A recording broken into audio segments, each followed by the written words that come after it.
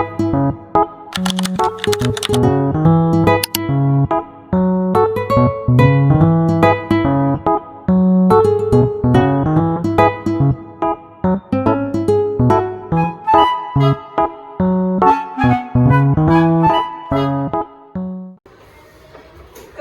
silakan siapkan.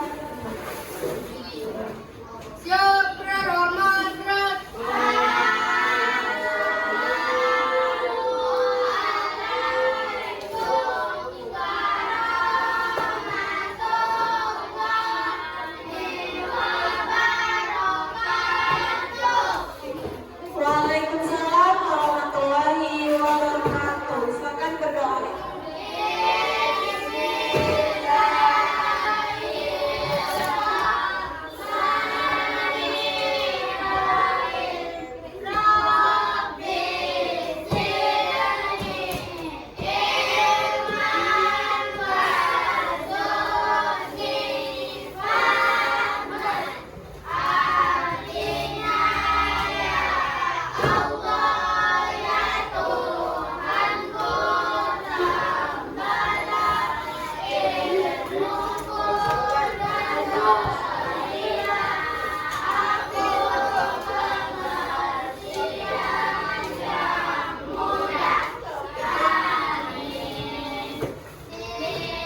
Selamat pagi semuanya. Bagaimana kabarnya hari ini? Alhamdulillah, luar biasa Allah. Nah, pagi ini kita akan belajar mata pelajaran Pancasila dengan materi norma. Nah, kemarin kita sudah belajar norma sebelumnya kan? Iya? Apa kemarin arti norma? Norma. Ayo tengok bukunya. Ya, norma itu adalah aturan. Nah, kemarin kan kita sudah belajar. Nah, jadi hari ini kita akan melanjutkan norma yang berkaitan dengan budaya kita. Budaya apa? Budaya kapal.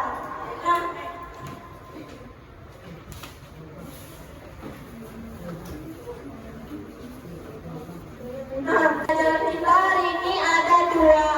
Yang pertama, peserta didik mampu mengidentifikasi contoh norma dalam kehidupan sehari-hari masyarakat Kampar.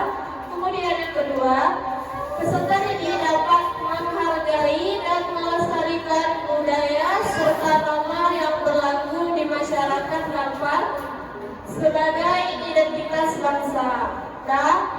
Dan silakan buka bukunya. Nanti Ibu akan memberikan bahan ajar yang berkaitan dengan norma dalam budaya Kampar.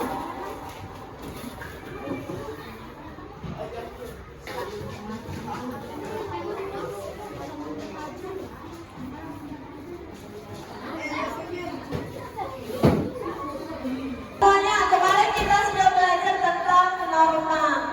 Norma itu adalah aturan. Berapa kemarin jenis norma? 4. Yang pertama? Norma kesopanan. Yang kedua?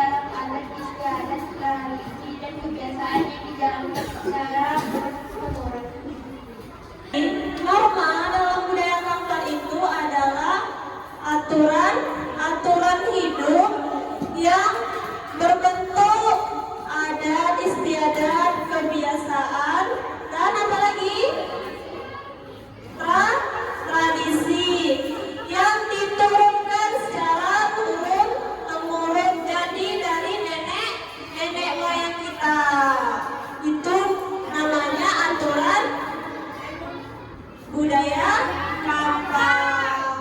Kemudian jenisnya ada berapa? 4. Yang pertama norma gotong royong. Yang kedua norma hormat dan sopan santun. Dan yang ketiga dalam upacara ada yang terakhir norma dalam seni pertunjukan. Nah, yang pertama nama gotong royong. Nah, dalam budaya Kampar itu terkenal masyarakatnya dengan bekerja sama. Siapa yang tahu adat budaya Kampar tentang gotong royong? Ayo, apakah pada pesta pernikahan atau dalam membangun desa? Apa namanya? Apa namanya? Batogo. Kemarin apa Batogo? Ayo, kemarin Batogo.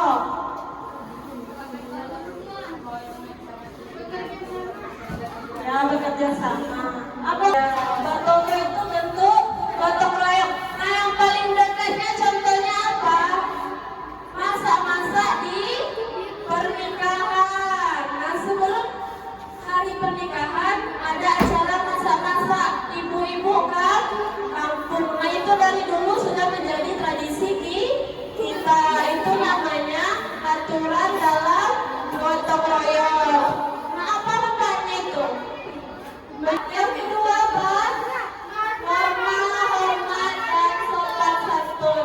Nah, itu termasuk ke dalam norma kesopanan. Apa contohnya? Basiacung. Nah, bahasa hormat, norma hormat dan sopan santun. Nah, coba baca Alifah. Yang kedua. Norma hormat dan sopan santun. Dalam tradisi desa seperti Basiacung, norma sopan santun sangat dijaga. Setiap kata yang digunakan harus sesuai dengan norma adat, menggunakan bahasa yang halus dan bentuk penghormatan agar tidak menyinggung perasaan pihak lain. Hal ini mencerminkan nilai saling menghormati, kerendahan hati, dan taat pada adat yang berlaku. Nah, jadi Basiacung itu termasuk ke dalam norma kesopanan. Nah, Basiacung itu terjadi pada pernikahan. Itu bapak-bapak. Yang di sini itu ada berpantun. Namun bahasanya itu harus halus. Kenapa harus halus? Karena harus menjaga hati. Jadi harus halus, harus sopan. Nah, itu termasuk budaya Kampar. Kemudian yang ketiga, norma dalam upacara adat. Nah, di situ ada berapa nak? Ada 3. Yang pertama ya acara sholawatan atau berzikir. Sama artinya itu berzikir. Jadi para ketua meminta keberkahan sebelum hari pernikahan. Kemudian yang kedua apa? Ya, apa namanya apa? Ba'ala. Tahu ba'ala? Tahu ba'ala. Nah, jadi pengantaran laki-laki ke rumah pihak perempuan. Kemudian yang ketiga Bali Mangkasai. Nah, Bali Mangkasai ini termasuk dalam norma agama. Kenapa? Karena dia mensucikan dirinya sebelum berpuasa. Bisa dipahami? Bisa. Nah, normalnya tadi ada 4. Nah, untuk selanjutnya Ibu akan memberikan LKPD. Nah, nanti kalian akan menentukan jenis norma dari 4 gambar ini. Kemudian kalian akan membuat deskripsinya secara singkat. Yang pertama itu gambar bala. Bala itu termasuk apa tadi?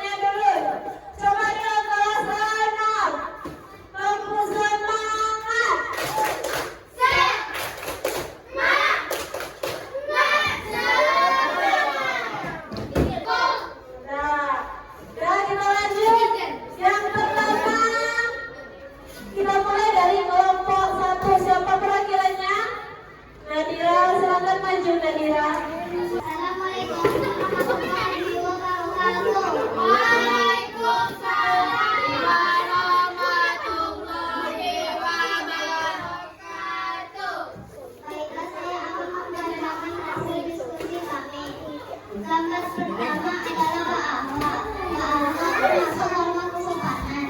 Bahwa adalah pembentukan norma kehormatan dan kerjasama dalam proses pernikahan. Apa gambar yang pertama?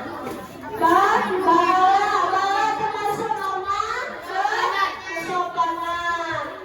Apa tadi Mbak? Proses pengantaran laki-laki ke pihak perempuan. Tadi kita sudah belajar tentang norma dalam budaya kan? Apa ada baca tadi? Batobo, Basiacuo, Baala, Bazikiu. Apa tadi lagi? Balimong Kasai dan Sileh Mongian.